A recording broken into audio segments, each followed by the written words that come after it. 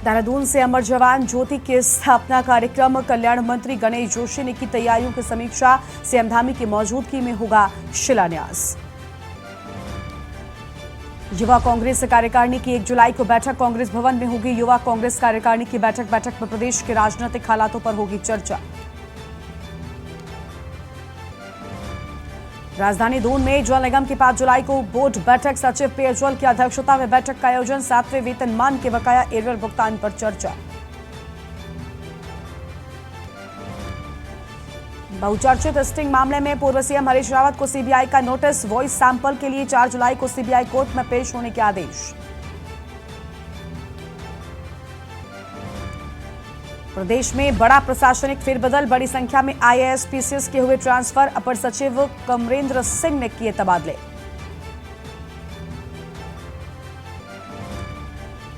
उत्तराखंड के कई हिस्सों में आज भारी बारिश के आसार, मौसम विज्ञान केंद्र के निदेशक ने जारी किया अलर्ट, ये लोगों से सावधानी बरतने की करी अपील। आप देख रहे हैं के न्यूज, खबरों का सारथी। नमस्कार, खबर उत्तराखंड में आप सभी का स्वागत है। मैं हूं आपके साथ गरिमा वाजपेयी। आम खबर से बुलेटिन की शुरुआत करते हैं। खबर है देहरादून से, जहां पर युवा कांग्रेस कार्यकारिणी की 1 जुलाई को बैठक होगी। कांग्रेस भवन में होगी युवा कांग्रेस कार्यकारिणी की बैठक और 1 जुलाई को सुबह 10 बजे से बैठक की शुरुआत हो जाएगी। बैठक में प्रदेश के राजनीतिक हालातों पर चर्चा होगी और संगठन के आगामी कार्यक्रम के अन्य मुद्दों पर भी चर्चा होने की बात सामने आई है। तो यह आम खबर आपको हम बता रहे हैं, जहां पर कई अहम मुद्दों को लेकर चर्चा की बात कही गई है। फिलहाल यह अहम जानकारी आपको हम बता दें, जहां पर कई अहम मुद्दों को लेकर इस बैठक में चर्चा हो सकती है और इसके साथ ही आपको बता दें कि संगठन के आगामी कार्यक्रम भी होने हैं। राजनीतिक हालातों पर होगी चर्चा और 1 जुलाई को सुबह 10 बजे से बैठक की शुरुआत हो जाएगी। युवा कांग्रेस कार्यकारिणी की बैठक 1 जुलाई को सुबह 10 बजे से शुरू हो जाएगी। कांग्रेस भवन में होगी ये बैठक और बैठक में प्रदेश के राजनीतिक हालातों को लेकर चर्चा होगी। संगठन के आगामी कार्यक्रमों के साथ अन्य मुद्दों पर चर्चा होगी। तो यह अहम खबर आपको हम बता रहे हैं, जहां पर कई मुद्दों को लेकर बातचीत की बात कही गई है। देहरादून में युवा कांग्रेस कार्यकारिणी की 1 जुलाई को बैठक होगी। तो देहरादून से ये खबर आपको हम बता दें, जहां पर 1 जुलाई को ये बैठक होगी और कांग्रेस भवन में होगी युवा कांग्रेस कार्यकारिणी की बैठक। युवा कांग्रेस कार्यकारिणी की 1 जुलाई को बैठक की बात सामने आई है। तो फिलहाल इस वक्त की आम खबर आपको हम बता रहे हैं और प्रदेश के राजनीतिक हालातों को लेकर इस बैठक में चर्चा होनी है। फिलहाल ये अहम जानकारी आपको बता रहे हैं। राजनीतिक हालातों को लेकर होगी बैठक, कांग्रेस भवन में युवा कांग्रेस कार्यकारिणी की बैठक और 1 जुलाई को सुबह 10 बजे इस बैठक की शुरुआत हो जाएगी। तो सुबह 10 बजे इस बैठक की शुरुआत हो जाएगी और बैठक में प्रदेश के राजनीतिक हालातों को लेकर भी विस्तार से चर्चा होगी। प्रदेश के राजनीतिक हालात किस तरीके से सही किए जा सकते हैं, इन सब को लेकर भी इस बैठक में बातचीत होगी और संगठन के को किस तरीके से मजबूत बनाया जाए, इस पर भी चर्चा संभव है। तो कांग्रेस भवन में युवा कांग्रेस की बैठक और अंकित काला हमारे साथ में जुड़ चुके हैं। अंकित, 1 जुलाई को 10 बजे से युवा कांग्रेस कार्यकारिणी की बैठक शुरू हो जाएगी। क्या लगता है इस बैठक में आने वाले वक्त में क्या अहम चीजें निकलकर सामने आ सकती हैं और किन मुद्दों को लेकर विस्तृत चर्चा संभव है? बिल्कुल करीमा, देखिए 1 जुलाई को ये बैठक होगी, महत्वपूर्ण बैठक है और 10 बजे ये कांग्रेस मुख्यालय में शुरू होगी। युवा कांग्रेस कार्यकारिणी की इस बैठक में जहां संगठन की मजबूती पर मंथन किया जाएगा, तो जो युवाओं के मुद्दे हैं, विशेषकर इन मुद्दों को लेकर के केंद्र और राज्य सरकार के खिलाफ भी रणनीति तैयार की जाएगी। 1 जुलाई को ये महत्वपूर्ण बैठक होनी है और इस संबंध में चाहे फिर वो उत्तराखंड में एचएनबी के द्वारा कई कॉलेजों की मान्यता रद्द करने का मामला हो, इसके अलावा उत्तराखंड में बढ़ती बेरोजगारी हो, राज्य में जो बेरोजगार युवाओं के हाथों को सरकार रोजगार नहीं दे रही है, इसके अलावा भी कई अन्य मुद्दे हैं जिसको लेकर के युवा कांग्रेस के कार्यकर्ता आगामी रणनीति पर मंथन करेंगे। और चूंकि जैसे कि आप जानते हैं गरिमा कि अब आने वाले लोकसभा चुनाव को लेकर के सभी राजनीतिक दल अपनी तैयारी कर रहे हैं, तो विपक्ष इन जनहित से जुड़े मुद्दों को अब प्रमुखता से उठाने जा रहा है और इस बैठक में आगामी यही सारी रणनीति होगी कि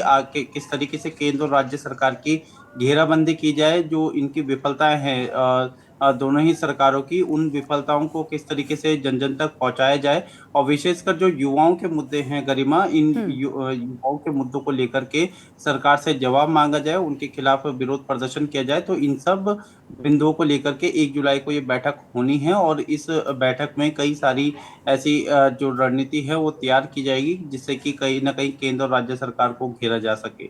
बिल्कुल, देखिए लगातार कांग्रेस पार्टी में भी अब बैठकों का सिलसिला जो है वो शुरू हो चुका है। और क्या लगता है अंकित, इन सारी बैठकों के बाद क्या दल में मजबूती आएगी? क्योंकि कांग्रेस पार्टी की बात करें, चाहे युवा कांग्रेस कमेटी की ओर से हो या अन्य जो छोटे छोटे अलग अलग कांग्रेस पार्टी में संगठनों के तौर पर काम करते हैं, कई ऐसे अहम चीजें हैं जिसके चलते कांग्रेस पार्टी के अंदर ही टूटन और कलह दिखाई देती है। इसके चलते मजबूती उतनी नहीं होती है। अब जब बैठकें हो रही हैं अलग अलग कार्यकारिणियों की, तो ऐसे में कांग्रेस पार्टी को सीधे तौर पर क्या मजबूती आने वाले वक्त में मिलेगी? क्योंकि लोकसभा चुनाव है, सभी दलों की तैयारियां बिल्कुल चरम पर हैं।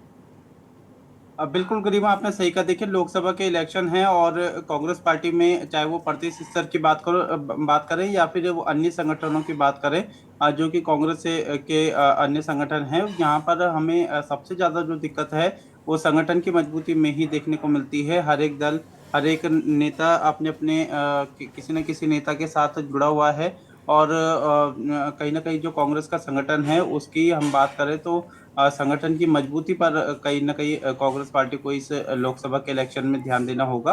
और ये जो युवा कांग्रेस की कार्यकारिणी की जो बैठक बुलाई गई है, इसमें भी विशेष रूप से संगठन की मजबूती पर ही ध्यान देने के लिए, इस पर मंथन करने के लिए, इसकी मजबूती के लिए इस बैठक को बुलाया गया है। हालांकि ये तो वक्त बताएगा कि कांग्रेस के नेता किस तरीके से मजबूत हो पाते हैं या नहीं हो पाते हैं, इन बैठकों का क्या लाभ मिलता है, ये तो आने वाला समय बताएगा। लेकिन निश्चित ही कांग्रेस पार्टी, चाहे वो प्रदेश स्तर की बात करें, चाहे युवा कार्यकारिणी की बात करें, चाहे अन्य संगठन की बात करें, तो सभी में कहीं ना कहीं जो आपसी कलह है, गुटबाजी है, ये कांग्रेस पार्टी पर भारी पड़ रही है और कहीं ना कहीं इसका खामियाजा जो है वो चुनाव में हार के रूप में देखने को मिल रहा है। दूसरी तरफ बीजेपी की हम बात करते हैं तो इनकी अपेक्षा बीजेपी में काफी हद तक संगठन मजबूत है और कहीं ना कहीं जो नेता हैं या जो नाराजगी है वो बाहर निकल करके सामने नहीं आती है। तो ये एक गलत मैसेज जो कांग्रेस पार्टी के नेताओं की तरफ से दिया जा रहा है।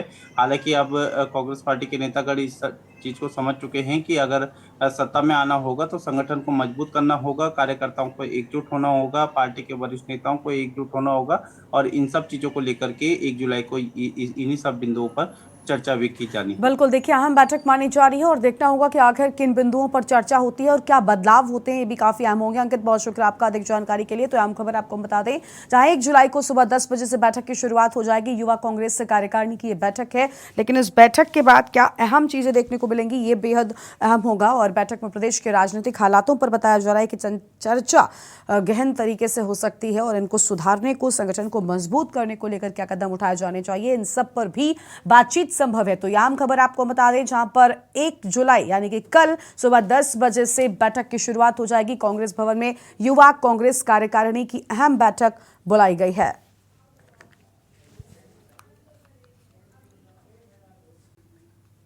और आगे बढ़ेंगे खबरों की ओर। अगली खबर है देहरादून से, जहां पर जल निगम की 5 जुलाई को बोर्ड बैठक, सचिव पेयजल की अध्यक्षता में बैठक का आयोजन होगा। बैठक में कर्मचारियों के वेतन विसंगतियों पर चर्चा होगी। 7वें वेतनमान के बकाया एरियर भुगतान पर होगी चर्चा। कई अन्य विषयों पर भी चर्चा होगी। तो यह आम खबर आपको बता दें, जहां पर बैठक में कर्मचारियों के वेतन विसंगतियों पर चर्चा की बात सामने आई है। इस वक्त की आम खबर आपको बता दें, 7वें वेतनमान के बकाया एरियर भुगतान पर चर्चा होगी। अहम जानकारी आपको हम बता रहे हैं, सचिव पेयजल की अध्यक्षता में बैठक का आयोजन होगा और बैठक में कर्मचारियों की वेतन विसंगतियों पर चर्चा की बात सामने आई है। फिलहाल ये आम खबर आपको हम बता दें, 7वें वेतनमान के बकाया एरियर भुगतान पर चर्चा होगी। अहम जानकारी आपको हम बता रहे हैं और कई अन्य विषयों पर भी होगी चर्चा। तो कई अन्य विषयों पर भी चर्चा होने की बात कही गई है। देहरादून से खबर, जल निगम की 5 जुलाई को बोर्ड बैठक। तो देहरादून से आम जानकारी, जहां पर 5 जुलाई को बोर्ड बैठक और सचिव पेयजल की अध्यक्षता में बैठक का आयोजन किया जाएगा। तो सचिव पेयजल की अध्यक्षता में होगा बैठक का आयोजन। बैठक में कर्मचारियों की वेतन विसंगतियों पर होगी चर्चा। और 7वें वेतनमान के बकाया एरियर भुगतान पर चर्चा होगी। आम जानकारी आपको बता रहे हैं, बकाया एरियर भुगतान पर चर्चा होगी। सचिव पेयजल की अध्यक्षता में होगा बैठक का आयोजन। तो सचिव पेयजल की अध्यक्षता में बैठक का आयोजन किए जाने की बात सामने आई है। बैठक में कई अहम चीजों को लेकर बातचीत, 7वें वेतनमान के बकाया एरियर भुगतान पर भी चर्चा होने की बात कही गई। अंकित काला हमारे साथ में एक बार फिर से जुड़ चुके हैं। अंकित, तक कई अन्य विषयों को लेकर भी इस बैठक में चर्चा हो सकती है, क्या जानकारी है आपके पास? देखिए गरिमा, पिछले लंबे समय से कर्मचारी सरकार से अपनी वेतन विसंगतियों को दूर करने की मांग कर रहे हैं। 7वें वेतनमान का जो बकाया भुगतान है, इसकी मांग कर रहे हैं और लगातार प्रदर्शन के माध्यम से अपनी नाराजगी को व्यक्त कर रहे हैं। तो इन सब कर्मचारियों की इन्हीं सब मांगों को देखते हुए जल निगम की बोर्ड बैठक 5 जुलाई को बुलाई गई है और सचिव पेयजल की अध्यक्षता में ये महत्वपूर्ण बैठक होगी। इस बैठक का मुख्य उद्देश्य यही है कि जो कर्मचारियों की नाराजगी है, इस नाराजगी को किस तरीके से दूर किया जा सके, चाहे फिर उसमें वेतन विसंगति की बात करें, चाहे फिर वो बकाया एरियर के भुगतान की बात करें, चाहे फिर अन्य विषयों की बात करें, चाहे फिर प्रमोशन की बात करें, चाहे अन्य कर्मचारियों से जुड़े हुए जो भी मसले हैं, इन सब विषयों को लेकर के 5 जुलाई को महत्वपूर्ण बैठक होनी है सचिवालय में। और इस समय माना जा रहा है कि जो कर्मचारियों की लंबित जो मांगे हैं, उन सभी मांगों का निस्तारण होने की इसमें पूरी उम्मीद है। और जो कर्मचारी संगठन के जो नेतागण हैं, वो भी संभवतः इस बैठक में उपस्थित रहेंगे और पिछले लंबे समय से जो जल निगम के जो कर्मचारी हैं, अपनी मांगों को लेकर के आंदोलन कर रहे हैं, उन सभी की मांगों को संभवतः इस समय पूरा किया जा सकता है। तो ये बहुत ही महत्वपूर्ण बैठक है जल निगम के कर्मचारियों के लिहाज से देखें तो। बिल्कुल, देखिए बहुत अहम बैठक मानी जा रही है, लेकिन साथ ही अंकित जानकारी ये भी है कि 7वें वेतन के जो बकाया है धनराशि, उसको लेकर भी कुछ अहम बातचीत हो सकती है, जिसके चलते अगर ऐसा होता है, इस बैठक के बाद ये चीज़ें सही हो जाती हैं तो बड़ी राहत मिलेगी लोगों को। बिल्कुल, कर्मचारियों का एक लंबे समय से गरिमा 7वें वेतनमान का जो बकाया एरियर का जो भुगतान होना है, वो लंबित पड़ा हुआ है और कर्मचारी पिछले लंबे समय से धरना प्रदर्शन के माध्यम से अपनी नाराजगी को व्यक्त कर रहे हैं, अपनी मांगों को पूरा करने की शासन प्रशासन से मांग कर रहे हैं। लेकिन अब तक कोई कार्रवाई न होने से जल निगम के कर्मचारियों में काफ़ी नाराजगी है। और इस बैठक में अगर हम सबसे महत्वपूर्ण बिंदु देखें तो यही है कि 7वें वेतनमान को लेकर के जो इसमें विसंगतियाँ बनी हुई है, उसको दूर किया जा सके। और अगर यहाँ पर जल निगम के कर्मचारियों की ये समस्या का समाधान होता है, तो अन्य विभाग के कर्मचारी भी इसको आधार मान करके कहीं न कहीं सरकार पर दबाव बनाएँगे और जो उनकी वेतन विसंगतियाँ हैं, उसको दूर करने की भी अन्य विभागों में माँग उठ सकती है। और ये एक महत्वपूर्ण बैठक है, जहाँ पर कि 7वें वेतनमान के बकाया एरियर के भुगतान पर भी चर्चा संभव है। और कई अन्य विभाग हैं, जहाँ पर कि इस तरीके की समस्याएँ आ रही है गरिमा। तो अगर जल निगम की बोर्ड बैठक में कुछ हल निकलता है इन सभी समस्याओं का, तो अन्य विभागों के लिए भी एक नज़ीर पेश करेगा। और उसमें भी देखना होगा कि अन्य विभाग के जो कर्मचारी हैं, जो पिछले लंबे समय से इन सब मांगों को पूरा करने की मांग कर रहे हैं, तो जल निगम की बोर्ड बैठक में वो किस तरीके से इस बोर्ड बैठक को देखते हैं और यहाँ से क्या कुछ निष्कर्ष निकलता है, इस पर सबकी राय बनी रहेगी। बिल्कुल, बहुत शुक्रिया आपका अंकित, अधिक जानकारी हमारे दर्शकों के साथ साझा करने के लिए। तो ये आम खबर आपको बता रहे हैं, जहां पर देहरादून में जल निगम की 5 जुलाई को बोर्ड की बैठक होगी और इस बोर्ड की बैठक में कई अहम चीज़ों को लेकर बातचीत होगी। सचिव पेयजल की अध्यक्षता में इस बैठक का आयोजन किया जाएगा। इसमें 7वें वेतनमान के बकाया एरियर के भुगतान को लेकर जो चर्चा हो रही है, ये भी काफ़ी अहम मानी जा रही है। कर्मचारियों के वेतन विसंगतियों पर चर्चा होगी। तो 7वें वेतनमान के बकाया एरियर भुगतान पर होगी चर्चा। अहम खबर आपको हम बता दें, उत्तराखंड सचिवालय प्रवेश पत्र कार्यालय देहरादून में जल निगम की 5 जुलाई को होगी बोर्ड की बैठक। देहरादून से खबर, जहां पर कई हिस्सों में आज भारी बारिश के आसार है और मौसम विज्ञान केंद्र के निदेशक ने अलर्ट जारी कर दिया है। शुक्रवार को नैनीताल, टिहरी, देहरादून में बारिश की संभावना है। पौड़ी, चमोली, बागेश्वर, पिथौरागढ़ में बारिश की संभावना। मौसम विभाग ने लोगों से की सावधानी बरतने की अपील। शुक्रवार को नैनीताल, टिहरी, देहरादून में बारिश की संभावना है। यह आम खबर आपको हम बता रहे हैं। और पौड़ी, चमोली, बागेश्वर, पिथौरागढ़ में भी बारिश की संभावना। तो इस वक्त की आम जानकारी आपको बता दें, मौसम विज्ञान केंद्र के निदेशक ने अलर्ट जारी कर दिया है। तो मौसम विज्ञान केंद्र के निदेशक ने अलर्ट जारी किया। शुक्रवार को नैनीताल, टिहरी, देहरादून में बारिश की संभावना है। तो यह आम खबर आपको बता रहे हैं। और पौड़ी, चमोली, बागेश्वर, पिथौरागढ़ में बारिश की संभावना।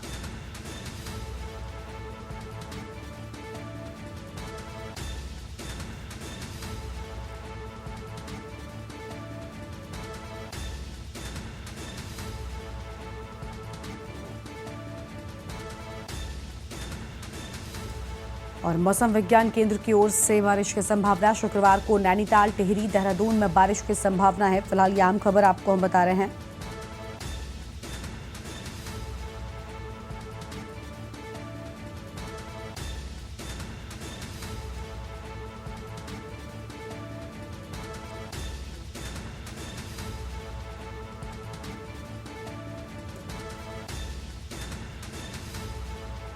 और इसी खबर पर अधिक जानकारी के लिए अंकित काला हमारे साथ में लगातार बने हुए। अंकित, मौसम विभाग ने लोगों से सावधानी बरतने की अपील की है। आज भी कई जगहों पर भारी बारिश के आसार मौसम विभाग की ओर से। बिल्कुल गरिमा, मौसम विभाग ने 7 जिलों में भारी बारिश का अलर्ट जारी किया है और इसके मद्देनजर लोगों से सावधानी और सतर्कता बरतने की अपील की है। विशेषकर जो पहाड़ की यात्रा करने वाले जो यात्री हैं, उनसे सावधानी और सतर्कता बरतने के लिए कहा गया है, क्योंकि ऐसे मौसम में लैंडस्लाइडिंग की घटनाएं अधिक बढ़ जाएंगी। ऐसा अनुमान मौसम विभाग ने जताया है। इसके अलावा देहरादून, टिहरी, पिथौरागढ़, नैनीताल, बागेश्वर और ऐसे कई अन्य जनपद है जहाँ पर की भारी बारिश हो सकती है। तो इन सब जिलों में जो भ्रमण करने वाले लोग हैं, निवास करने वाले लोग हैं, उनको विशेष सतर्कता बरतने के लिए कहा है। और मौसम विभाग का कहना है कि आने वाले 2 से 3 दिनों में इसी तरीके का मौसम रहेगा। तो इसको देखते हुए सभी विभागों को अलर्ट कर दिया गया है।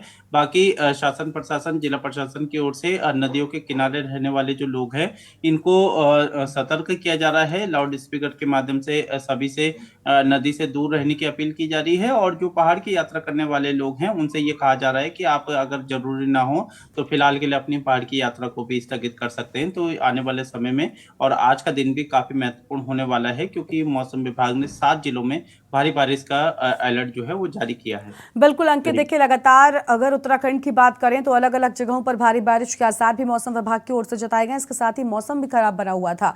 केदारनाथ यात्रा की बात करें या अन्य 4 धामों में भी लगातार तीर्थयात्रियों की संख्या बढ़ रही है, लेकिन इस भारी बारिश के चलते लगातार जो प्रावधान है, जो बाधाएं हैं, वो यात्रा में पड़ते हैं। फिलहाल आने वाले वक्त में क्या यात्रा सुचारू रूप से चल पाएगी? अभी यात्रा में बारिश कितना खलल डाल रही है? बिल्कुल गरिमा, देखिए महत्वपूर्ण सवाल है। और देखिए आने वाले समय में यात्रा में और भी ज्यादा ये बारिश बाधा बनेगी, इसकी पूरी संभावना है। और अभी की भी हम बात करते हैं तो मौजूदा परिस्थिति में भी ये जो बारिश की वजह से यात्रा को संचालित करने में काफी दिक्कतें हो रही है। और यही वजह है कि सरकार को केदारनाथ धाम की यात्रा पर रोक लगानी पड़ रही है। और ऐसे कई अन्य यात्राएं हैं जिस पर कि संशय के बादल मंडरा रहे हैं। तो आने वाले समय में भी मौसम विभाग ने जो पूर्वानुमान जारी किया है गरिमा, उसमें भी भारी बारिश का अलर्ट जारी किया है। यानी कि जो चारों धामों की यात्रा में आने वाले जो श्रद्धालु हैं, इसके अलावा भी जो अन्य जो यात्राएं संचालित हो रही है, वहां पर लोगों को काफी दिक्कतें हो रही है। और जो विशेषकर पहाड़ की यात्रा करने वाले लोग हैं, वहां पर लैंडस्लाइडिंग की घटनाएं काफी बढ़ गई है गरिमा। और इसकी वजह से लोगों को काफी परेशानी हो रही है। और मौसम विभाग ने आने वाले समय में भी भारी बारिश का अलर्ट जारी किया है। यानी कि लोगों की दिक्कतें भी आने वाले समय में और भी अधिक बढ़ सकती हैं।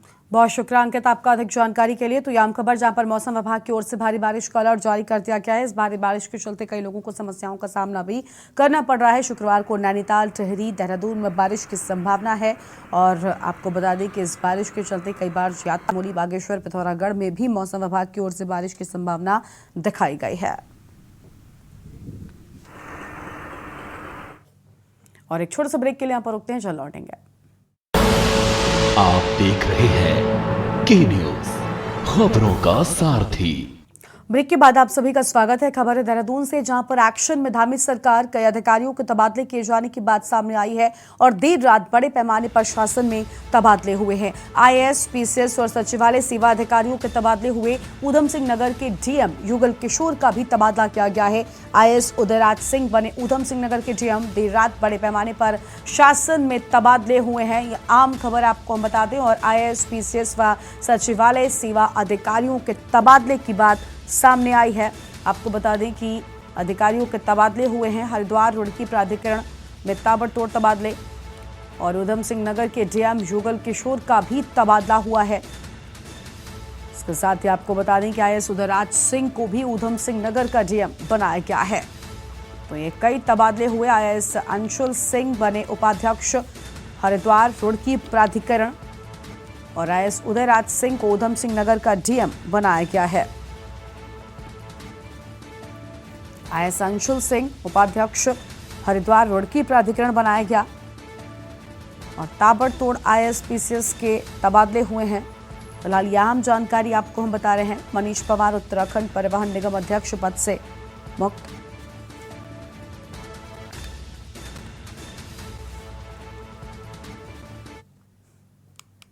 और आगे बढ़ेंगे खबरों की ओर। डोईवाला से खबर है, जहां पर पहाड़ी क्षेत्र में लगातार बारिश हो रही है। डोईवाला तहसील प्रशासन अलर्ट हो गया है। नदी किनारे रहने वाले लोगों को किया सतर्क। बाढ़ की संभावनाओं को देखते हुए दिशा निर्देश जारी किए जाने की बात सामने आई है। लोगों को सुरक्षित स्थानों पर जाने के निर्देश दिए गए हैं। तहसील, पुलिस, नगर पालिका, आपदा प्रबंधन टीमें पूरी तरीके से अलर्ट कर दी गई हैं। बाढ़ की संभावनाओं को देखते हुए दिशा निर्देश जारी किए जाने की बात सामने आई है। तो बाढ़ की संभावनाओं को देखते हुए दिशा निर्देश जारी किए गए हैं और नदी किनारे रहने वाले लोगों ने से सतर्क रहने की बात कही गई है। बाढ़ की संभावनाओं को देखते हुए दिशा निर्देश जारी कर दिए गए हैं। यह अहम खबर आपको हम बता रहे हैं। लोगों को सुरक्षित स्थानों पर जाने के निर्देश भी दे दिए गए हैं।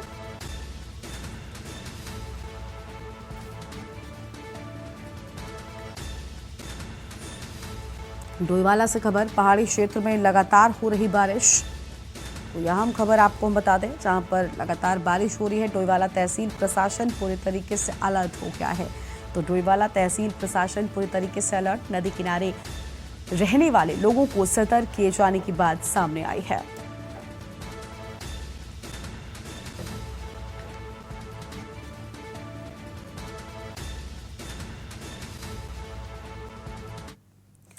देहरादून में राज्य के सैनिक कल्याण मंत्री गणेश जोशी ने अपने कैंप कार्यालय में अमर जवान ज्योति की स्थापना कार्यक्रम की तैयारियों की समीक्षा की है। उन्होंने बताया कि अमर जवान ज्योति की आधारशिला निर्माण में उत्तराखंड की प्रमुख पवित्र नदियों का जल भी इस्तेमाल होगा। विभिन्न स्थानों से गंगा, यमुना, अलकनंदा, सरस्वती, काली, शारदा, कोसी, सरयू का जल मंगवाया जा रहा है। जल लेने के लिए 1 जुलाई को वाहन रवाना होंगे। विभिन्न जिलों से विधायक इन जल कलशों को हरी झंडी दिखाकर रवाना करेंगे। इसके साथ ही सैन्यधाम में अमर जवान ज्योति का निर्माण उत्तराखंड के 1700 से ज्यादा शहीद सैनिकों के घरों के आंगन की मिट्टी और 16 प्रमुख नदियों के जल से किया जाएगा। ये जल कलशों में भरकर 2 जुलाई को दून पहुंचेगा, जबकि 3 जुलाई को राज्यपाल गुरमीत सिंह और सीएम धामी की मौजूदगी में शिलान्यास होगा।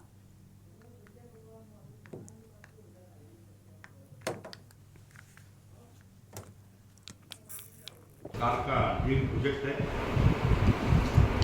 और मैं सौभाग्यशाली हूँ कि सैनिक कल्याण मंत्री होने के नाते उसको पूरा करने का सौभाग्य मुझे प्राप्त हुआ। पूर्व में हमने 1734 शहीद परिवारों के घर के पवित्र आंगन की मिट्टी लेकर हम यहाँ पर आए थे और 3 तारीख को जो अमर जवान ज्योति जो शहीदों के सम्मान में जो है दिन रात जलती है, उसकी वीरता का व्याख्यान करना यहाँ देशवासी का कर्तव्य है। चाहे दिल्ली की मोदी जी की सरकार हो, चाहे प्रदेश की धामी सरकार हो, इस दिशा में लगातार काम कर रही है। प्रधानमंत्री नरेंद्र मोदी ने समान नागरिक संहिता यानी यूनिफॉर्म सिविल कोड के मुद्दे को उठाकर इस पर देश में चढ़ी बहस को गरमा दिया है। हालांकि उत्तराखंड के पुष्कर सिंह धामी सरकार साल भर से यूनिफॉर्म सिविल कोड पर काम कर रही है। सीएम धामी का दावा है कि बहुत जल्द राज्य में यूनिफॉर्म सिविल कोड लागू होगा। बता दें कि सीएम पुष्कर सिंह धामी ने पिछले साल मार्च के महीने में राज्य में समान नागरिक संहिता लागू करने का वादा किया था, जिसके बाद सत्ता पर काबिज होने के बाद पहली कैबिनेट की मीटिंग में यूसीसी पर कमेटी बनाई गई। तब से ही यह पूरे देश में इस विषय पर चर्चाओं का बाजार गर्म है। समान नागरिक संहिता का मतलब है कि सभी धर्मों के लिए एक ही कानून, जिसमें शादी, तलाक, संपत्ति और गोद लेने समेत तमाम विषय इसमें शामिल होंगे।